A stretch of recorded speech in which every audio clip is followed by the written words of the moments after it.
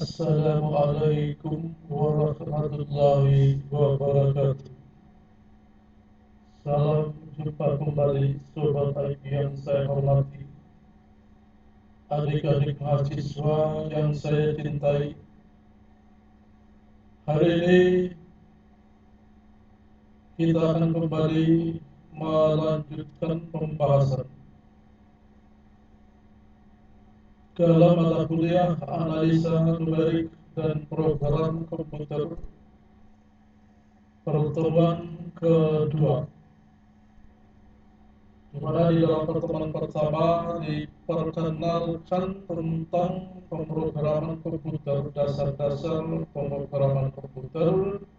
Maka di pertemuan kedua ini adalah pertemuan pendahuluan untuk analisa numerik. Ya. Di dalam pembahasan tentang analisa numerik dan program komputer ini kita akan beberapa kali membahas tentang metode-metode yang diperlukan untuk memecahkan problem-problem persamaan non-linear dan diselingi dengan pemrograman dengan metode-metode yang dijelaskan. Ya. Oke, dalam pertemuan kali ini pendahuluan ini kita berbicara tentang bagaimana pendekatan pemecahan numerik, pemecahan dengan metode numerik, yang berarti bahwa metode numerik adalah satu cara untuk menyelesaikan problem-problem non-linear yang juga dilakukan oleh secara analitis. Maka di sini dijelaskan kira-kira sejauh mana atau apa peran daripada analisis numerik untuk menjelaskan problem-problem atau masalah-masalah non-linear. Ya, di mana saya kira sudah dijelaskan mungkin di dalam pertemuan pertama bahwa upaya yang dilakukan dengan metode numerik adalah upaya dengan melakukan proses linearisasi terhadap fungsi-fungsi yang bentuknya non-linear. Metode numerik adalah teknik penyelesaian permasalahan yang diformulasikan secara matematis dengan cara operasi perhitungan. Dalam metode numerik ini dilakukan operasi hitungan dalam jumlah yang banyak dan prosesnya berulang, sehingga dalam prakteknya perlu bantuan komputer untuk menyelesaikan hitungan tersebut. Tanpa bantuan komputer, metode numerik tidak banyak memberikan manfaat.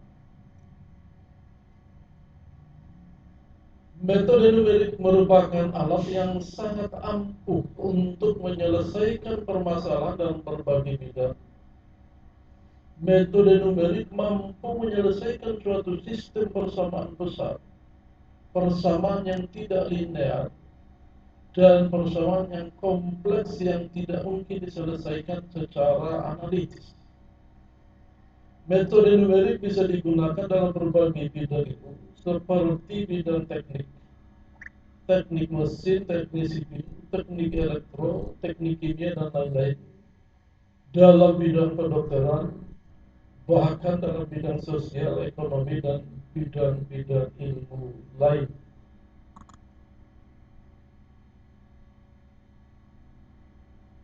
Berbagai masalah yang ada dalam berbagai disiplin ilmu dapat digambarkan dalam bentuk matematik dari berbagai fenomena yang berpengaruh Misalnya gerak air dan polutan di saluran, sungai dan laut, aliran udara, perambatan panas. Biasanya fenomena yang berpengaruh tersebut cukup banyak dan sangat kompleks, dan untuk menyederhanakannya diperlukan suatu asumsi sehingga beberapa bisa diabaikan. Meskipun telah dilakukan penyederhanaan, namun sering persamaan tersebut tidak bisa diselesaikan secara analitis. Untuk itu diperlukan metode numerik untuk menyelesaikan. Penyelesaian secara numerik suatu persamaan matematik hanya memberikan nilai perkiraan yang mendekati nilai sebenarnya atau nilai eksak. Berarti dalam penyelesaian numerik terdapat kesalahan terhadap nilai sebenarnya.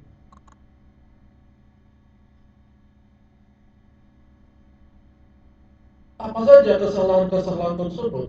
Kesalahan-kesalahan yang kita bisa temukan di dalam metode numerik atau analisis numerik itu ada 3 macam kesalahan, yaitu pertama adalah kesalahan bawaan, yang kedua adalah kesalahan pembulatan, dan yang ketiga adalah kesalahan pemotong.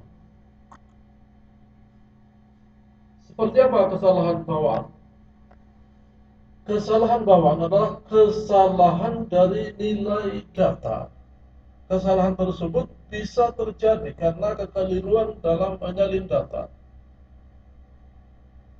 salah membaca skala, atau kesalahan karena kurangnya pengertian mengenai hukum-hukum fisika dari data yang diukur.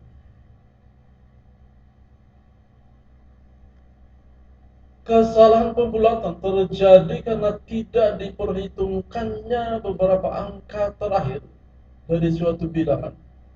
Kesalahan ini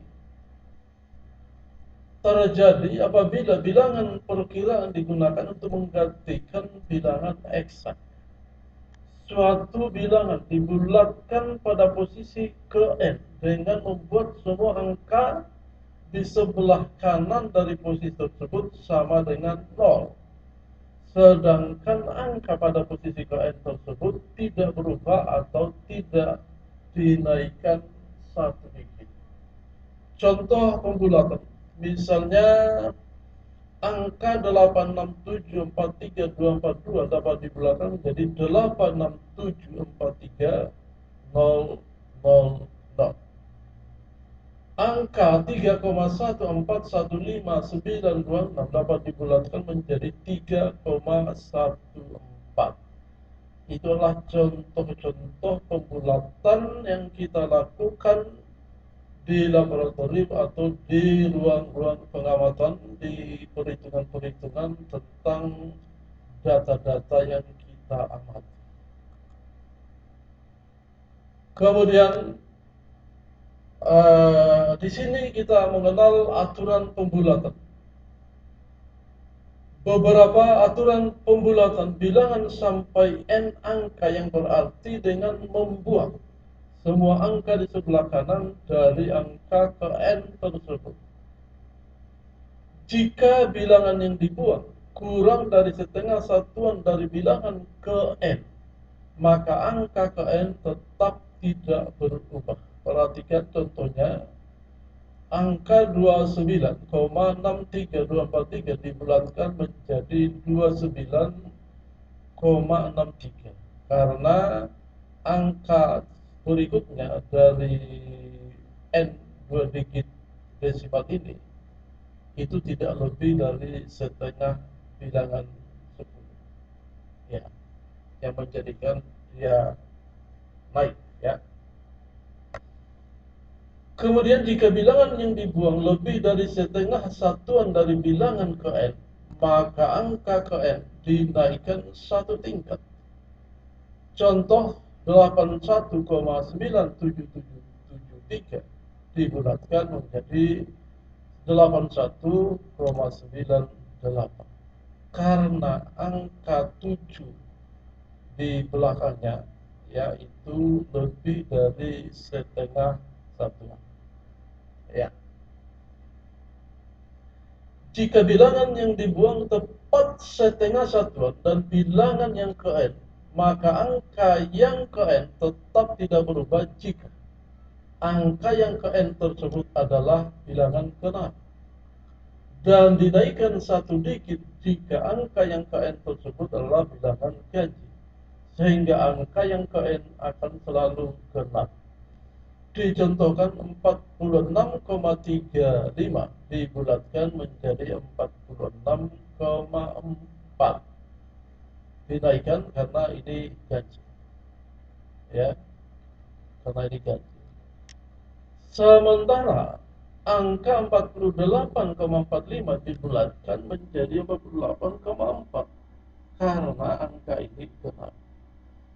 Itu aturan, ya, aturan jika angka yang akan dibulatkan itu adalah tepat adalah 5, ya, atau setengah. Selanjutnya adalah ada kesalahan pemotong, dan ini terjadi karena tidak dilakukan hitungan sesuai dengan prosedur matematik yang benar. Sebagai contoh, suatu proses yang tak berhingga diganti dengan proses berhingga. Dicontohkan misalnya sebuah persamaan E pangkat X sama dengan 1 tambah X kuadrat per 2 faktorial tambah X pangkat 3 per 3 faktorial tambah X pangkat 4 per 4 faktorial tambah dan seterusnya, ya, yaitu persamaan deret eksponensial. Akan terjadi kesalahan jika persamaan di atas dipotong beberapa suku, dibatasi jumlah sukunya, misalnya menjadi E pangkat X sama dengan 1 tambah X pangkat 2 per 2 faktorial, ya. Artinya bahwa pembulatan ini jelas akan mengakibatkan hilangnya angka-angka yang diakibatkan oleh suku-suku yang ada di belakang pemotongan ini, ya.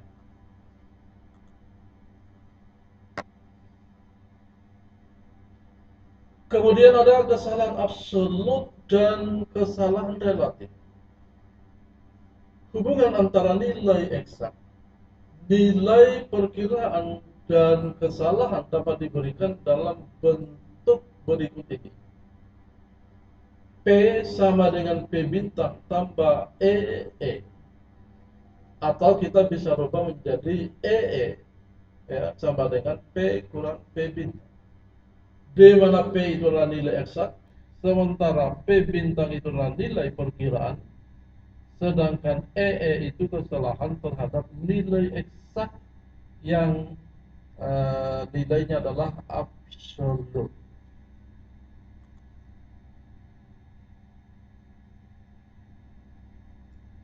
Besarnya tingkat kesalahan dapat dinyatakan dalam bentuk kesalahan relatif, yaitu dengan membandingkan kesalahan yang terjadi dengan nilai eksak, di mana epsilon E sama dengan EE dibagi dengan P, dengan epsilon adalah kesalahan relatif terhadap nilai eksak.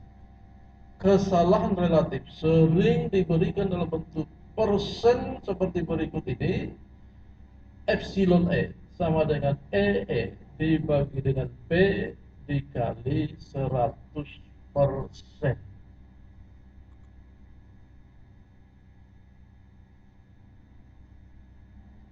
Dalam persamaan-persamaan di atas, kesalahan dibandingkan terhadap nilai eksak. Nilai eksak tersebut hanya dapat diketahui apabila suatu fungsi dapat diselesaikan secara analitis. Dalam metode numerik, biasanya nilai tersebut tidak diketahui. Untuk itu, kesalahan dinyatakan berdasarkan pada nilai perkiraan terbaik dari nilai eksak, sehingga kesalahan mempunyai bentuk berikut ini. Epsilon A, ya. Epsilon A sama dengan P bintang N tambah 1, ya. D kurang P bintang N dibagi dengan P bintang N tambah 1. Jadi N tambah 1 dan N, suku ke N. Ini suku ke N, inilah suku ke N tambah 1 atau suku berikut. Dikalikan dengan 100%. Di mana E adalah kesalahan terhadap nilai perkiraan terbaik, P bintang adalah nilai perkiraan terbaik, indeks A menunjukkan bahwa kesalahan dibandingkan terhadap nilai perkiraan atau approximate value atau nilai pendekat atau nilai perkiraan.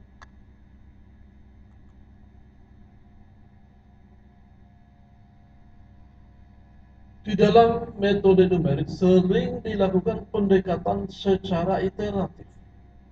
Pada pendekatan tersebut, perkiraan sekarang dibuat berdasarkan perkiraan sebelumnya. Dalam hal ini, kesalahan adalah perbedaan antara perkiraan sebelumnya dan perkiraan sekarang. Dan kesalahan relatif diberikan oleh bentuk E pendekatan, ya, E perkiraan sama dengan P bintang suku KN tambah 1 kurang P bintang suku KN dibagi dengan P bintang suku KN tambah 1. Jadi kalau kita katakan suku KN tambah 1 artinya suku dengan iterasi ke N, maksudnya iterasi ke N tambah 1. Ya.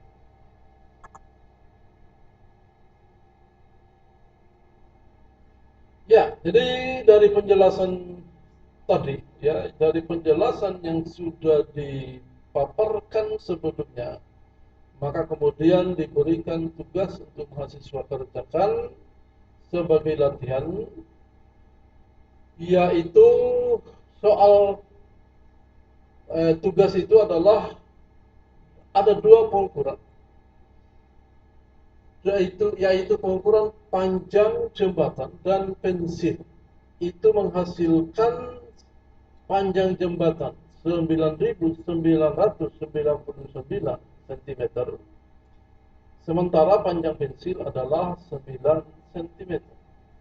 Apabila panjang yang benar eksak adalah 10.000 dan 10.000 cm dan panjang pensil adalah 10 cm, hitung kesalahan absolut dan kesalahan relatif.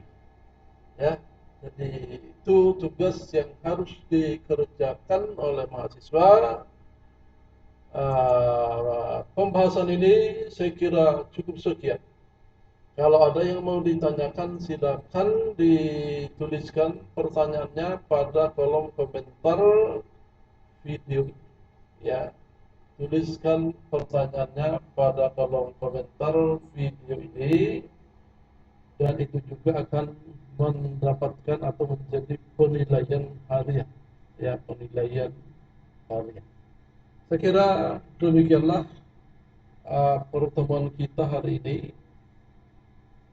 Pertemuan pertama saya akhiri, ya, perkuliahan ini dengan billahi taufiq wal hidayah, wastabiqul khairat. Wassalamualaikum warahmatullahi wabarakatuh.